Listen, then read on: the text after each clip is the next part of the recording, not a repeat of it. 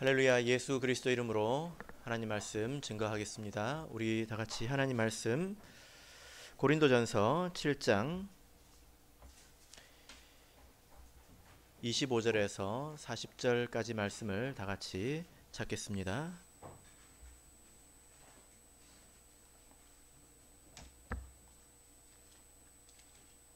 고린도전서 7장 25절부터 40절까지의 말씀 중에 우리 28절까지 말씀을 먼저 읽겠습니다. 고린도전서 7장 25절에서 28절 같이 읽겠습니다. 시작. 처녀에 대하여는 내가 주께 받은 계명이 없으되 주의 자비하심을 받아서 충성된 자가 되어 의견을 거하노니 내 생각에는 이것이 좋으니 곧 임박한 환난을 인하여 사람이 그냥 지내는 것이 좋으니라. 내가 아내에게 매었느냐 노이기를 구하지 말며 아내에게서 노였느냐 아내를 구하지 말라. 그러나 장가 가도 죄 짓는 것이 아니요 처녀가 시집 가도 죄 짓는 것이 아니로되 이런 이들은 육신에 고난이 있으리니 나는 너희를 아끼노라. 아멘. 네, 오늘 이 시간은 충성된 자의 의견이라는 제목으로 하나님 말씀을 증거하겠습니다. 우리가 믿고 있는 이 기독교의 가장 큰 특징, 세상에는 많은 종교가 있지 않습니까? 네, 그 종교와 비교를 해볼 때 우리 기독교의 두드러진 특징은 바로 계시의 종교라는 것입니다. 비교해보면 분명하게 이해를 해볼 수 있는데요. 불교는 계시의 종교가 아니죠. 불교는 성찰의 종교입니다. 그래서 불교에서 스님들이 가장 열심히 하는 게 뭐죠? 돌을 닦는다고 하지 않습니까? 그래서 참선하고 생각해서 어떤 진리를 스스로 깨달으려고 하는 것, 발견하려고 하는 것. 이것이 불교의 방식, 진리에 도달하는 불교의 방식입니다. 그에 반해서 우리 기독교는 똑같이 기도를 하는 것 같지만 그러나 기도의 방향이 다르죠. 기독교는 하나님께서 택하신 사람들에게 진리를 알려주시는 그런 종교입니다. 자, 누가복음 10장을 보겠습니다. 누가복음 10장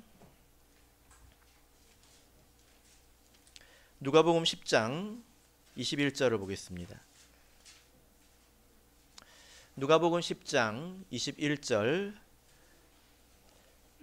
우리 같이 읽겠습니다. 10장 21절 읽겠습니다. 시작. 이때에 예수께서 성령으로 기뻐하사 가라사대 천지의 주제이신 아버지여 이것을 슬기롭고 지혜롭고 슬기 있는 자들에게는 숨기시고 어린 아이들에게는 나타내심을 감사하나이다. 옳소이다. 이렇게 된 것이 아버지의 뜻이니다. 예. 자, 예수님께서 이렇게 말씀하고 계십니다. 기도 가운데 이 진리를 세상에서 지혜롭고 슬기 있는 자들에게는 숨기시고 세상에서 어리석고 어린아이와 같은 자들에게는 나타내신 것을 감사합니다. 이것이 하나님의 뜻입니다. 이렇게 말하고 있죠. 그죠? 그래서 우리가 믿는 이 신앙의 가장 큰 특징은 하나님께서 우리에게 알려주시는 것이다. 내가 스스로 찾아 헤매는 것이 아니라는 것입니다. 자, 그러면 우리가 어떻게 이것을 하나님 말씀을 또 하나님께서 말씀하시는지를 알아야 들을 수 있겠죠. 그죠? 하나님께서 어떻게 이 진리를 계시해 주시는가? 성경을 통해서 보면 크게 두 가지 방식이 있습니다. 첫 번째는 하나님께서 천지 만물을 통해서 알려주십니다. 그래서 천지 만물에 하나님의 능력과 신성이 깃들어 있죠. 그래서 천지 만물을 우리가 잘 바라보고 생각해 보면 하나님을 우리가 알 수 있습니다. 이것을 보통 일반 계시라고 합니다. 그런데 일반 계시만 있는 것이 아니라 일반 계시가 있으면 또 뭐가 있을까요? 일반적인 게 있으면 특별한 게 있겠죠. 그죠? 특별 계시는 바로 하나님의 말씀, 곧 성경입니다. 그래서 천지 만물을 통해서 알 수 없는 것들을 하나님께서 이 성경 말씀을 통해서 우리에게 계시해 주셨다. 성경 말씀을 우리에게 주신 것이죠. 그래서 우리가 계시의 종교라고 하는 것입니다. 그런데 여러분, 이것으로 아직 충분하지는 않습니다. 왜냐하면 성경책이 많이 있잖아요. 뭐 세상에 성경책이 아마 이제 없는 곳이 없을 텐데 사람들이 이 성경을 보고도 깨닫지 못하는 게 문제입니다. 그래서 이 세상을 보면 굉장히 많은 종교와 그런 교파가 세상 가운데 있지 않습니까? 그죠? 자, 그래서 하나님께서 이 성경을 깨닫도록 또한 계시해 주시는 것을 우리가 알 수 있습니다. 자, 유다서를 보겠습니다. 유다서 1장 3절을 보겠습니다. 유다서 1장 3절.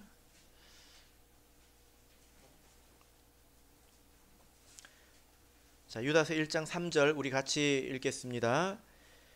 시작.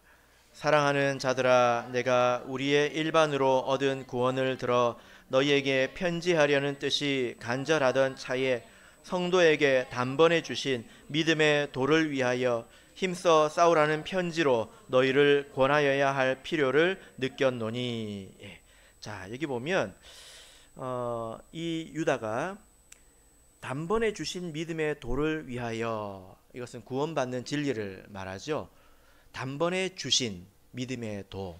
구원받는 이 진리는 어떤 사람들이 성경을 연구를 거듭해서 어느 날 이제 비로소 깨달은 것이 아니라 하나님께서 처음에 시작할 때 단번에 구원받기에 충분한 진리를 한 번에 주셨다는 것입니다. 그래서 단번에 주신 믿음의 도라고 말하고 있는 거예요. 그러면 그것을 받은 사람들이 그것을 가지고 성경을 보는 것입니다. 그것을 가지고 성경을 보면서 하나하나 이제 깨달아 나가는 거죠. 아, 참으로 그렇구나. 그리고 이 말씀의 뜻이 그렇구나 하고 풍성히 깨달아 가는 것입니다.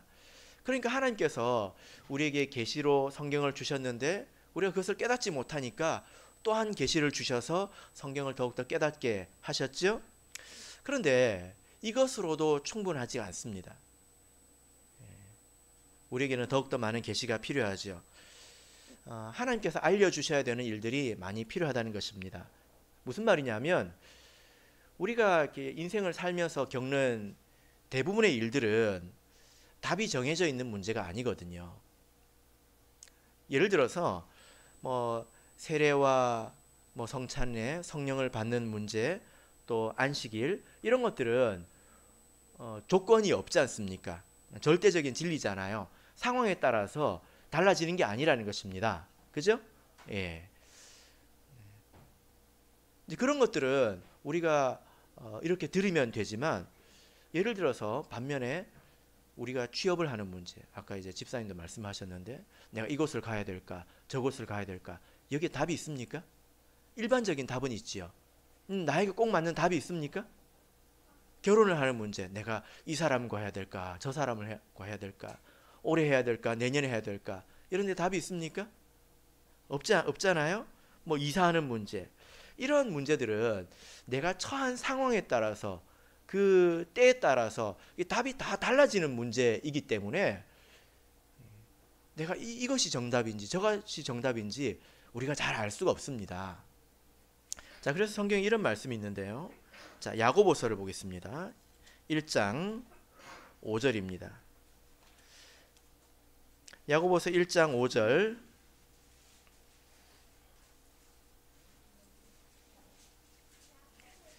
야고보서 1장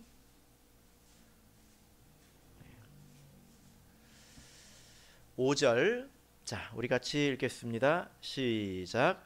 너희 중에 누구든지 지혜가 부족하거든 모든 사람에게 후히 주시고 꾸짖지 아니하시는 하나님께 구하라. 그리하면 주시리라. 예.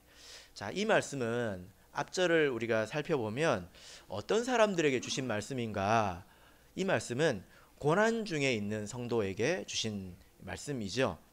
너희 중에 누구든지 지혜가 부족하거든. 사람들이 왜 고난을 당할까요? 지혜가 없으니까, 그것을 빠져나올 지혜가 없으니까 고난을 당하는 거지 않습니까? 그러니까 지혜가 부족하면 하나님께 구하라. 후히 주시고 꾸짖지 아니하시는 하나님께 구하라. 그리하면 주시리라. 그럼 그 지혜가 있으면 거기서 빠져나오겠죠. 그죠? 예. 그러니까 이것도 일종의 계시라는 겁니다. 하나님께서 우리에게 답을 알려주시는 거라는 거죠. 그러니까 우리가 하나님이 있느냐 없느냐 이 문제에서 비롯해서 또 우리가 어떻게 구원에 이룰 수 있느냐 이 문제를 또 지나서 우리가 상황마다 달라지는 이런 우리 인생의 문제에 이르기까지 사실은 다 듣는 것으로 신앙생활을 하는 것입니다. 하나님께서 우리에게 알려주시는 것을 우리가 받는 것이 기독교가 신앙생활하는 방법이에요. 이것을 우리가 알아야 합니다. 근데 이제 신앙생활할 때 이런 경우가 많이 있습니다. 무슨 말이냐, 어떤 경우냐면 예수님을 믿고 교회에 나오는데 신앙생활하는 방식은 꼭 스님처럼 하는 사람들이 있어요. 자기가 깨달으려고 하고 듣는 귀가 없어요. 다른 사람들이 일러주는 것, 또 하나님께서 자기에게 이런 방식 저런 방식으로 알려주는 것, 이것을 듣는 마음이 없고 스스로 뭔가를 하려고 하는 경우가 많이 있습니다. 그렇게 하면 고생이 많아요. 바른 방법이 아니죠. 그래서 우리가 이 하나님을 믿을 때 신앙생활을 잘하는 것은 하나님께서 우리에게 어떤 방식으로 이야기를 하시는가, 우리에게 어떤 방식으로 말씀하시는가, 이것을 성경을 통해서 알고 그런 방식에 귀를 기울여야 합니다. 그래야 우리에게 지혜가 쌓이겠죠. 우리에게 지혜가 생기면 우리가 고난에서 빠져나올 수가 있습니다. 고생을 덜 할 수 있다는 것입니다. 자, 이제 이런 정도의 배경을 가지고 오늘 본문 안으로 다시 한번 들어가 보겠습니다. 자, 우리가 지금 고린도전서 7장을 살펴보고 있는데, 자, 이 내용은 바울 사도가 고린도 교회의 문제에 답하고 있는 내용이지 않습니까? 그러죠? 그런데 우리가 지금 몇 주 건너뛰는 바람에 기억이 가물가물하실 텐데요. 자, 7장은 특별히 결혼과 관련된 문제입니다. 그래서 그 질문에 하나하나 항목을 나누어서 답변하고 있는 것을 볼 수가 있습니다. 7장에서 제일 처음 나온 문제가 뭐였죠? 부부 사이에 동침하는 문제였습니다. 두 번째는 이혼하려고 하는 사람들의 문제였습니다. 그리고 오늘은 이제 결혼을 안 하려고 하는 그런 문제인데요. 자, 이 문제들에 대해서 하나하나 우리가 배웠는데, 이제 마지막 남은 문제가 결혼을 해야 됩니까? 라는 문제입니다. 결혼을 해야 될까요? 뭐 이것이 당연한 문제지 않습니까? 굉장히 당연한 문제인데 오늘 말씀을 보니까 되게 깁니다. 25절에서 40절까지 본문이 길지 않습니까? 이렇게 답이 긴 이유가 뭘까요? 결혼을 해야 됩니까? 하고 물어보면 다른 사람들이 뭐라고 대답할까요? 뭘 저런 걸 물어보나, 그러겠죠? 그죠? 근데 이렇게 답이 왜 길까요? 이 문제에 대해서 일반적인 답이 있습니다. 그런데 일반적인 답이 항상 지금의 답은 아닐 수 있습니다. 나의 답은 아닐 수 있어요. 그죠? 예를 들어 보통 우리가 뭐 건강을 위해서 물을 뭐 자주 마시는 것이 좋다, 뭐 이렇게 이야기를 하지 않습니까? 근데 이게 모든 사람에게 적용되는 것은 아니잖아요. 그 사람의 어떤 상황에 따라서 다를 수 있지 않습니까? 이 문제도 지금 그렇다는 것입니다. 일반적인 답이 있지만 그러나 지금의 답은 또 다를 수가 있다는 거예요. 자, 결혼을 해야 됩니까? 이 문제에 대해서 일반적인 답이 뭐죠? 하는 것이 답입니다. 하나님께서 가정을 만드시고 또 생육하고 번성하여 땅에 충만하라고 하셨죠? 이게 답이죠.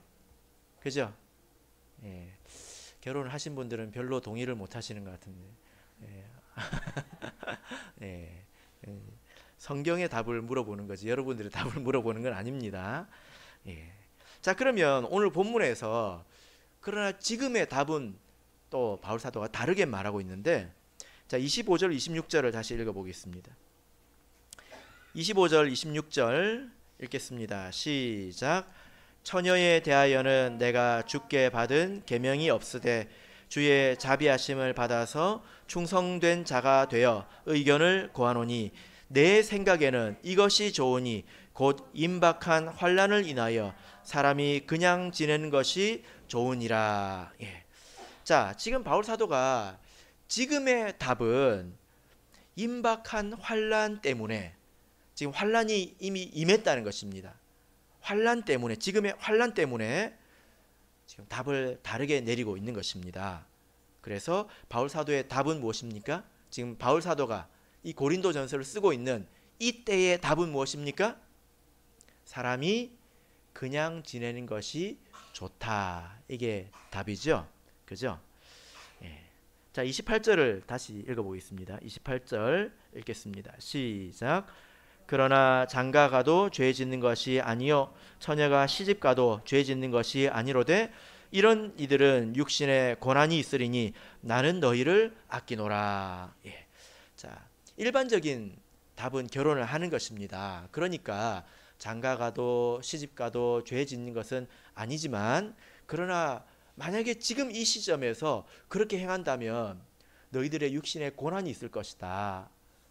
나는 너희들을 아끼는 마음으로 이렇게 권면한다. 이렇게 말씀을 하고 있습니다. 자, 이 표현이 40절에서 반복이 되는데요. 자, 40절을 읽어보겠습니다. 40절 읽겠습니다. 시작. 그러나 내 뜻에는 그냥 지내는 것이 더욱 복이 있으리로다. 나도 또한 하나님의 영을 받은 줄로 생각하노라. 여기서 또 반복해서 이야기하고 있죠. 내 뜻에는 그냥 지내는 것이 더욱 복이 있다. 자, 그래서 시작에서 그냥 지내는 것이 좋다. 그리고 마지막에서도 그냥 지내는 것이 좋다. 이렇게 이런 표현을 반복함으로써 이렇게 한 단락을 이루고 있습니다. 자, 이 말씀을 통해서 우리가 오늘 살펴볼 내용은 두 가지인데요.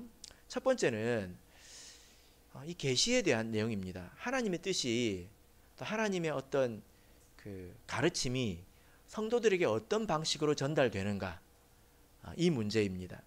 여러분, 보통 계시라고 하면 사람들이 아주 특별한 것을 생각을 합니다. 그죠? 아주 특별한 내용에 대해서 또 아주 특별한 방식으로 우리에게 주어지는 것을 계시라고 생각합니다. 예를 들면 뭐 꿈이라고 하든지 환상이라든지 어떤 음성을 듣는다든지, 또 그 내용도 아주 큰 내용, 중요하고 큰 내용이라고 보통 생각을 합니다.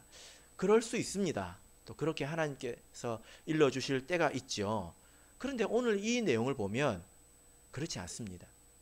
이 계시에 대한 하나님 뜻이 전달되는 내용은 결혼입니다.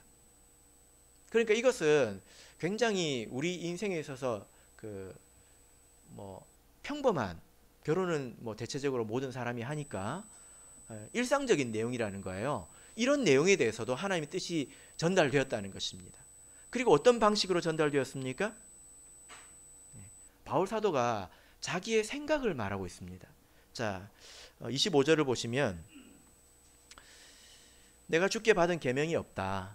그러나 주의 자비하심을 받아서 충성된 자가 되어서 내 의견을 너에게 말하겠다. 이 의견은 원문을 통해서 보면 자기 생각을 말합니다. 내 생각은 이렇다. 지금 이렇게 말하고 있죠. 그죠?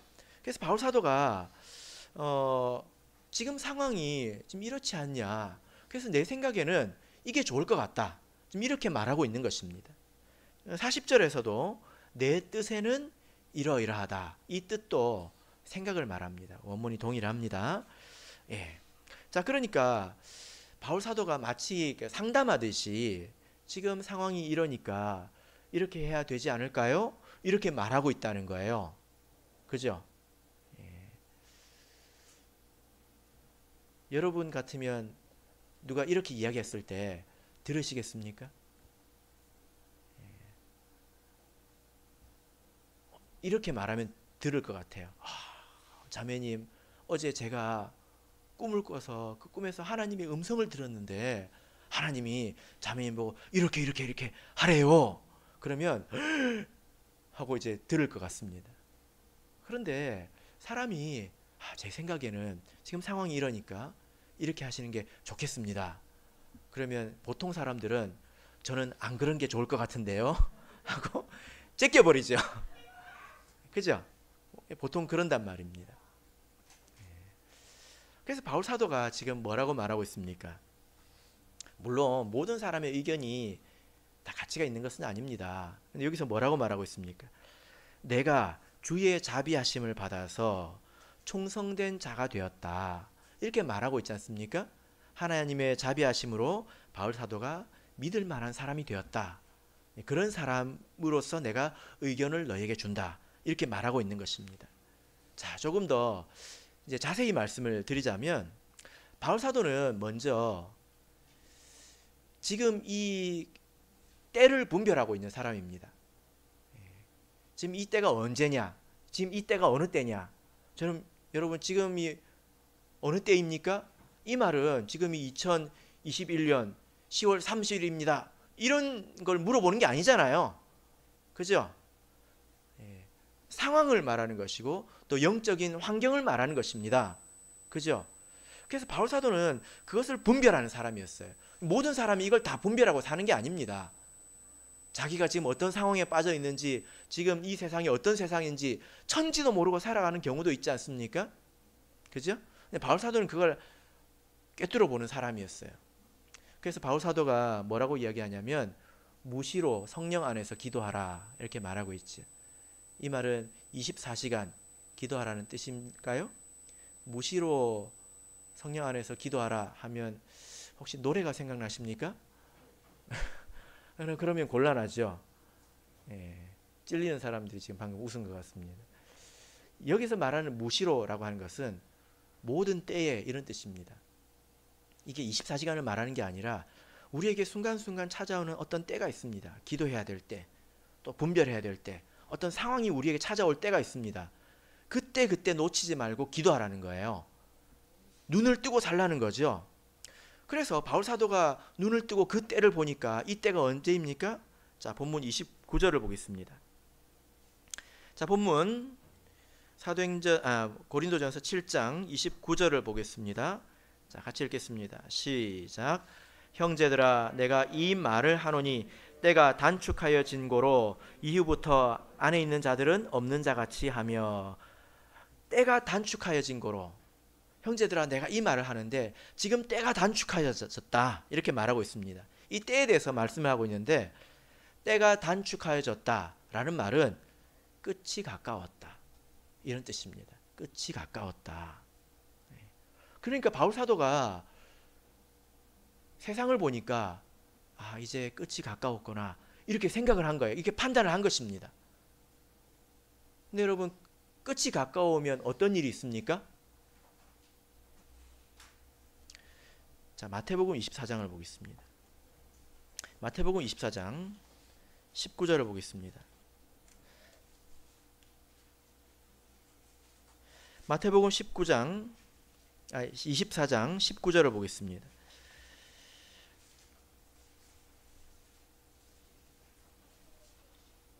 마태복음 24장 19절. 자, 같이 읽겠습니다. 시작. 그 날에는 아이 뵌 자들과 젖 먹이는 자들에게 화가 있으리로다.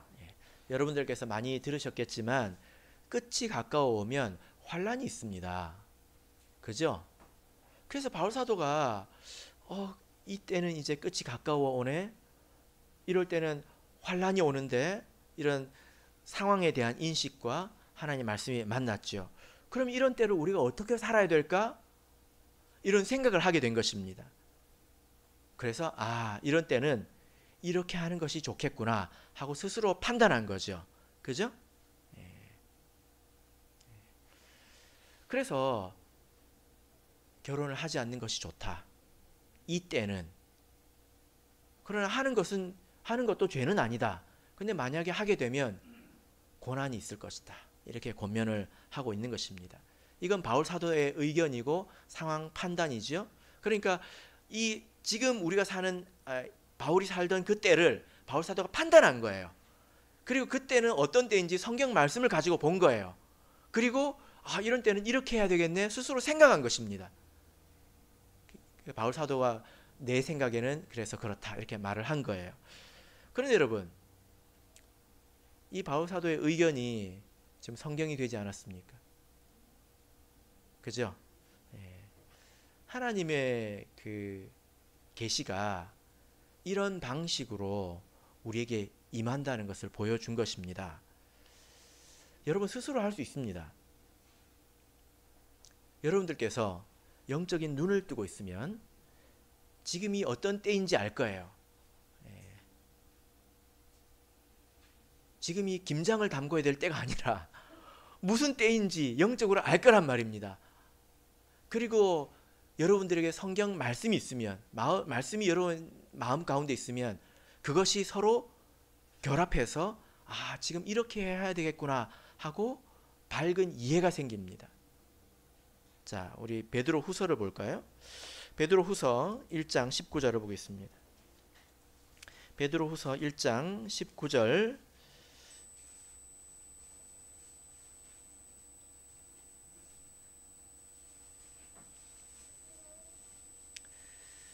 베드로 후서 1장 19절. 자, 우리 같이 읽겠습니다. 시작. 또 우리에게 더 확실한 예언이 있어 어두운데 비치는 등불과 같으니 날이 새어 샛별이 너희 마음에 떠오르기까지 너희가 이것을 주의하는 것이 가하니라. 예. 너희 마음에 샛별이 떠오를 때까지. 여러분 샛별이 뭡니까? 샛별은 언제 뜰까요? 1번 초저녁, 2번 자정, 3번 새벽녘. 보기가 많아져서 갑자기 혼란스러우시죠? 샛별은 새벽에 뜹니다. 샛별이 보이면 이제 동이 튼다는 거예요. 밤에는 깜깜해서 아무것도 안 보이지 않습니까? 샛별이 뜨면 이제 환해지고 내 눈으로 환하게 본다는 거예요. 어두울 때는 내 발 앞에 뭐가 있는지, 내가 지금 가도 되는지, 발을 디뎌도 되는지 확신할 수가 없죠. 근데 동이 트면 내가 가도 된다, 이걸 분명히 알 수 있습니다. 마음에 샛별이 뜬다고 하는 것은 내 깨달음이 분명해진다는 거예요. 그래서 여러분들께서 상황을 판단하고 말씀이 여러분 마음 가운데 있으면 마음에 샛별이 떠오르고 아, 지금은 이렇게 해야 되는구나 하고 남에게 묻지 않아도 하나님의 뜻을 분명하게 알 수 있습니다. 하나님께서 여러분 마음에 이렇게 지혜를 주시기도 합니다. 말씀을 깨닫게 해주시고 상황을 판단하게 해주셔서 이렇게 깨닫게 해주십니다. 그런 것에 대해서 여러분들께서 두려움을 가지실 필요가 없어요. 그런데 문제는 모든 사람이 이걸 다 할 수 있는 건 아니라는 겁니다. 지금이 때가 어느 때인지, 고추장을 담궈야 되는 때인지, 김장을 담궈야 되는 때인지 천지도 모르고 성경 말씀도 모르고 그럼 어떻게 살아가겠습니까? 깜깜하잖아요. 그죠? 뭐 어떻게 해야 될까요? 충성된 자의 의견을 들으면 됩니다. 그죠? 충성된 자가 있지 않습니까?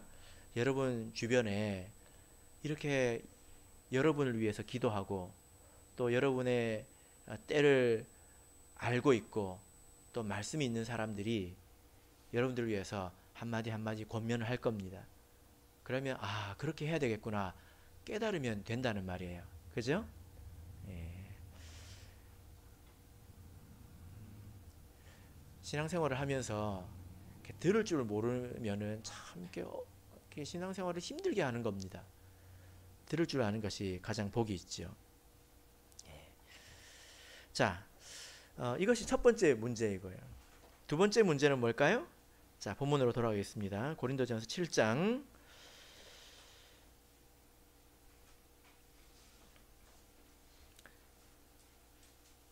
29절에서 31절까지 읽어보겠습니다.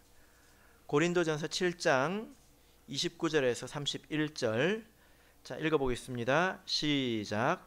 형제들아, 내가 이 말을 하노니 때가 단축하여 진고로 이후부터 안에 있는 자들은 없는 자같이 하며 우는 자들은 울지 않는 자같이 하며 기쁜 자들은 기쁘지 않는 자같이 하며 매매하는 자들은 없는 자같이 하며 세상 물건을 쓰는 자들은 다 쓰지 못하는 자같이 하라.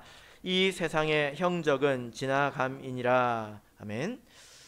자, 이제 우리가 두 번째 생각해 볼 부분은 이런 부분입니다. 뭐냐면은 여러분 바울 사도가 편지를 쓰는 그 때와 지금은 서로 때가 다르지 않습니까? 그죠? 네, 때가 다릅니다. 그래서 바울 사도가 성경에서 지금 이런 때니까 그냥 지내는 것이 좋다, 이런 말을 지금 우리에게 적용할 수가 없어요. 때가 다르니까. 그죠? 이해하시겠습니까? 그래서 지금 결혼하지 말라고 합니까? 결혼하라고 합니까? 네, 지금 결혼하라고 하죠. 네. 그래서 바로 적용할 수는 없지만 우리가 알 수 있는 것은 뭐냐면 그날이 가까워 오면 이렇게 살아야 되는 것이구나, 이거는 깨달을 수 있다는 것입니다. 그죠? 예. 여러분 끝날이 가까우면, 때가 단축하여진 고로 끝날이 가까워오면, 예수님의 재림이 가까워오면 여러분 어떻게 해야 될까요? 흰 옷 입고 산으로 올라가야죠. 집도 팔고 차도 팔고. 예수님 오면 다 쓸모 없잖아요. 그죠? 예. 옛날에 90 몇 년도인가요? 80 몇 년도인가요? 90년대 초반으로 기억하는데 92년도쯤 됐을 텐데 다미선교회라고 기억나십니까? 예수님께서 재림하신다고 그래가지고 난리가 났지 않습니까? 외국 사람들도 알고 있더라고요. 얼마나 그때가 심했는지. 사람들이 예수님이 곧 오시니까 집 팔고 차 팔고 흰 옷 입고 산에 올라갔지요.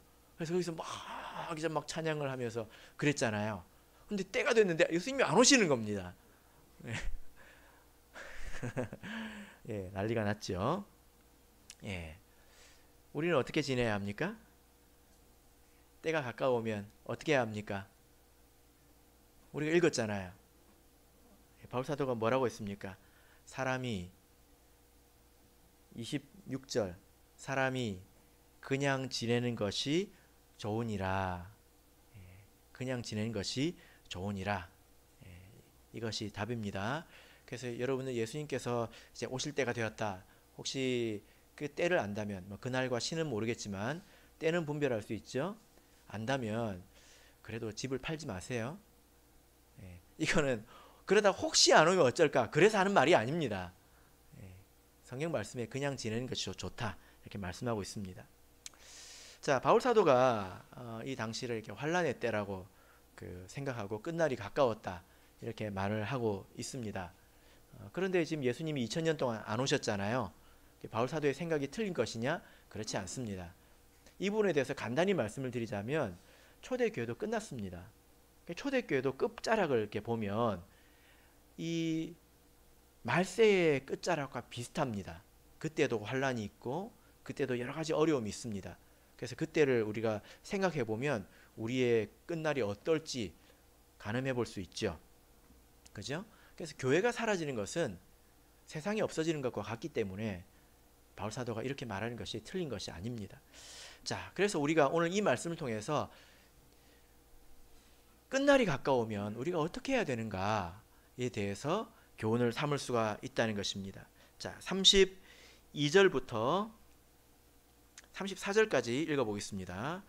자, 끝날이 다가오면 우리가 특별히 조심해야 되는 것 뭘까요? 32절에서 34절 읽겠습니다. 시작. 너희가 염려 없기를 원하노라. 장가 가지 않은 자는 주의 일을 염려하여 어찌하여야 주를 기쁘시게 할꼬 하되, 장가 간 자는 세상 일을 염려하여 어찌하여야 아내를 기쁘게 할꼬 하여 마음이 나누이며, 시집가지 않은 자와 처녀는 주의 일을 염려하여 몸과 영을 다 거룩하게 하려 하되, 시집간 자는 세상 일을 염려하여 어찌하여야 남편을 기쁘게 할꼬 하느니라. 네, 우리가 아까 그 29절부터 보면 때가 단축하여진 고로 무엇이 있는 자는 없는 자 같이 하라, 이렇게 5번 반복해서 말하고 있습니다. 있는 자는 없는 자 같이 해라, 있는 자는 버려라, 이렇게 말하고 있지 않죠. 지내던 그대로 지내라는 것입니다. 다니던 직장도 그대로 다니고, 집이 있으면 팔지 말고 집이 없으면 사지 말고 그냥 있는 그대로 지내라는 것입니다. 근데 없는 것처럼 지내라는 거예요. 이 말이 무슨 말입니까? 32절부터 너희가 염려 없기를 원하노라. 그날이 다가올수록 우리 마음속에 염려와 미련이 없어져야 된다는 것입니다. 우리가 이런 일도 하고 저런 일도 하면 마음속에 미련이 많이 생겨가지고 끝날을 제대로 보낼 수가 없다는 거예요.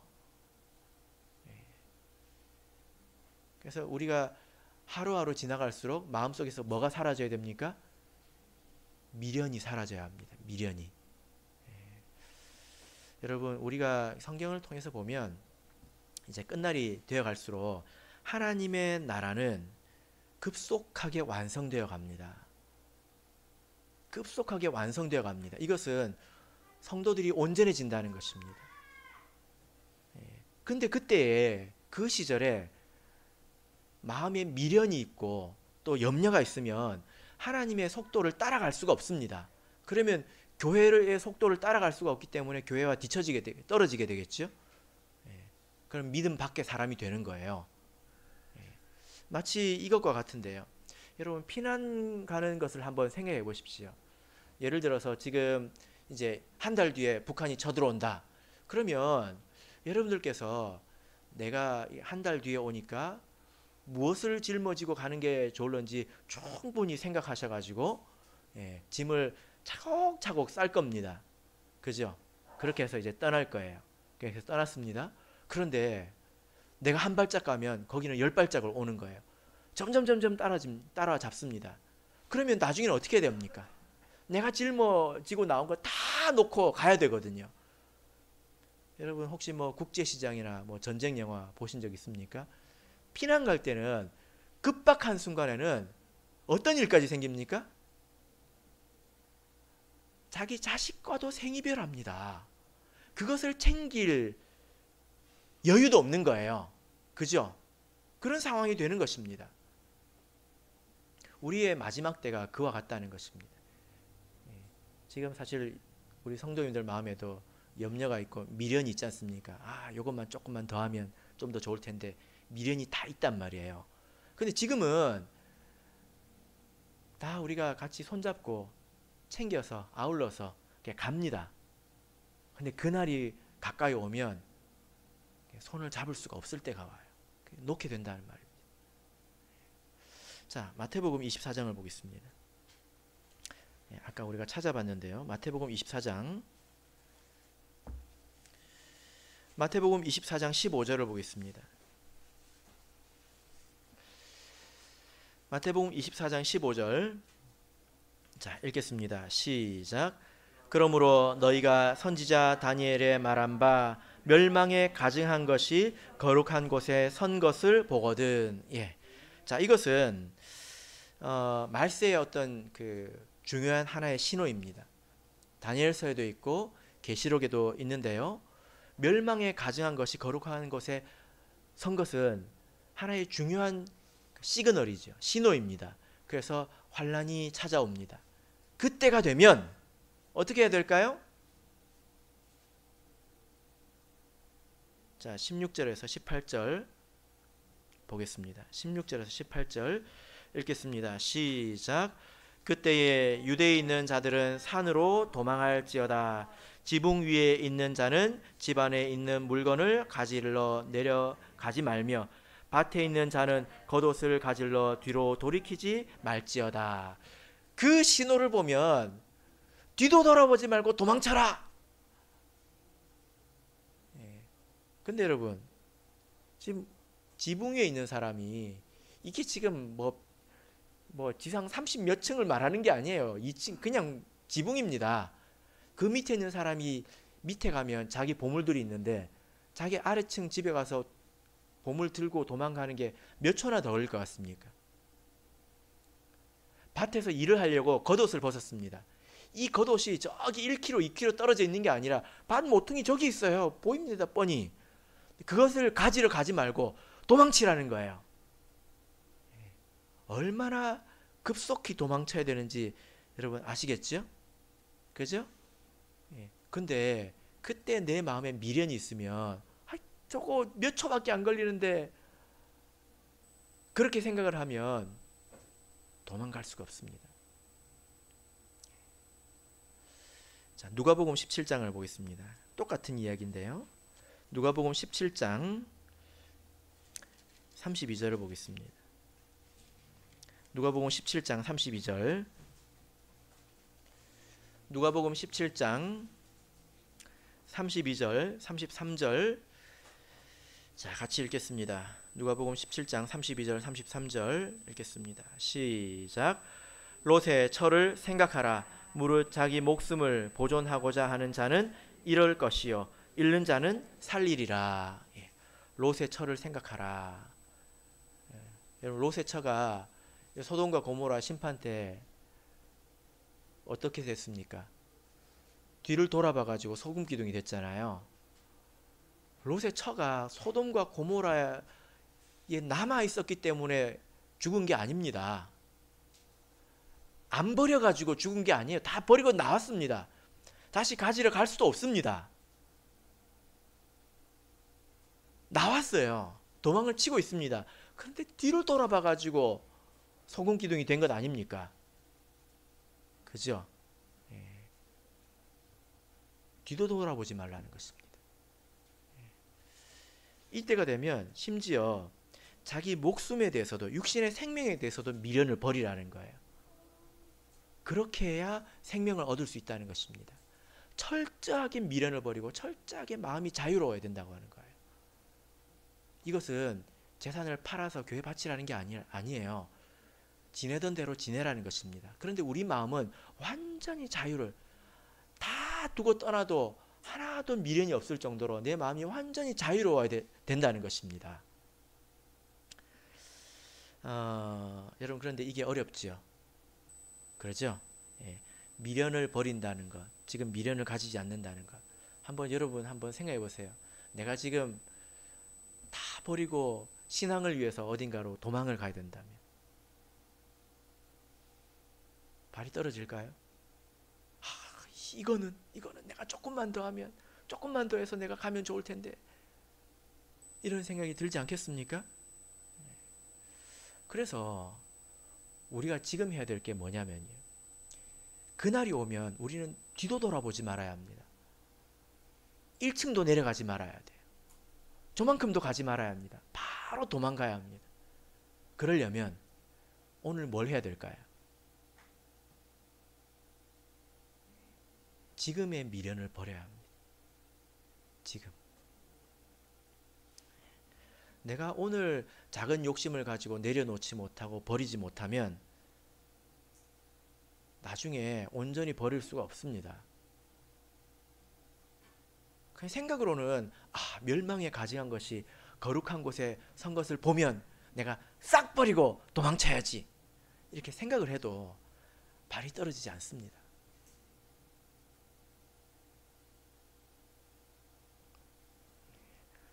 롯은 어떻게 해서 살았습니까? 모르겠어요. 롯이 정신없이 도망치느라 자기 아내가 소금 기둥이 되는 것도 몰랐을 수도 있습니다. 근데 이 롯의 아내가 뒤에서 으악 했을 수도 있잖아요. 롯은 그것도 돌아보지 않았어요. 가장 가까운 사이지 않습니까? 한 육체이지 않습니까? 그것도 돌아보지 않았다는 거예요. 그리고 도망쳐서 롯은 살았습니다. 그래서 우리가 마지막 때에는 이렇게 미련을 버리고 살아야 되는데, 결혼을 하게 되면 그때는 어떻게 일이 생길까요? 내가 미련을 품을 일들이 많이 생길 수밖에 없습니다. 그래서 젖먹이는 자에게 화가 있다. 아이들이 있으면 욕심을 가지게 되거든요. 그래서 성경은 그렇게 말씀을 하시는 겁니다. 지금은 결혼을 하라고 하지요. 근데 나중에 이제 연하가 시집 갈 때쯤 돼가지고 혹시 이 날이 오면 뭐라고 할까요? 그냥 지내는 것이 좋다. 근데 하려면 해라. 근데 고난이 있을 것이다. 이렇게 이야기를 하게 되겠죠. 근데 지금은 아니에요. 네. 자, 말씀의 결론 맺겠습니다. 자, 오늘 두 가지를 이 말씀을 통해서 배웠습니다. 우리는 들을 줄 알아야 합니다. 천지 만물을 통해서 듣고 성경 말씀을 통해서 듣고 또 하나님께서 우리에게 어떤 방식으로 이야기해 주는지를 알아서 또 충성된 자의 의견을 또 들을 수 있어야 합니다. 그것으로 우리가 많은 어려움을 이겨낼 수 있습니다. 들을 줄 아는 신앙생활을 하십시다. 그리고 마지막 날에 내가 다 놓고 갈 수 있도록 오늘 하루 최선을 다해서 미련을 버리고 내려놓을 줄 알아야 합니다. 그렇다면 우리가 가벼운 발걸음으로 우리가 환난의 날에 예수님께서 예비하신 곳으로 피난하게 될 것입니다. 우리가 이와 같이 하나님을 믿기를 진심으로 바랍니다.